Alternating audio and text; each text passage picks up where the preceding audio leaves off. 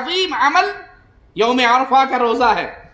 جس دن حاجی میدان عرفہ میں پہنچ جائیں، وہ عرفہ جس دن کا قیام ہی حج کہلاتا ہے، عرفہ کا دن ہی حج ہے۔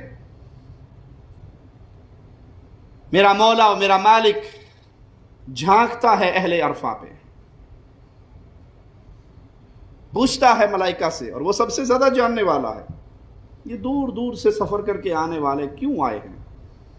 مولا تو سے تیری رحمت کا سوال کرنے آئے ہیں۔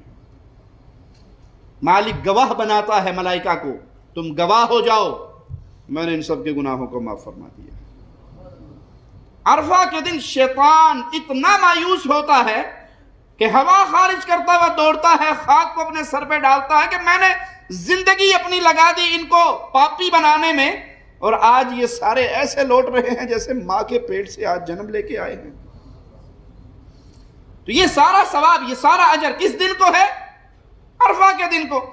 جو حاجی وہاں پہنچ گیا وہ تو اجر و ثواب پا گیا، اب جو حاجی وہاں پہ نہیں پہنچ سکا وہ اس دن روزہ رکھے گا۔ جب وہ روزہ رکھے گا تو اللہ اس کے 2 سال کے گناہوں کو معاف فرما دے گا۔ روزہ 9 ذی الحج کے ساتھ نہیں ہے، بلکہ عرفہ کے ساتھ روزے کا تعلق ہے۔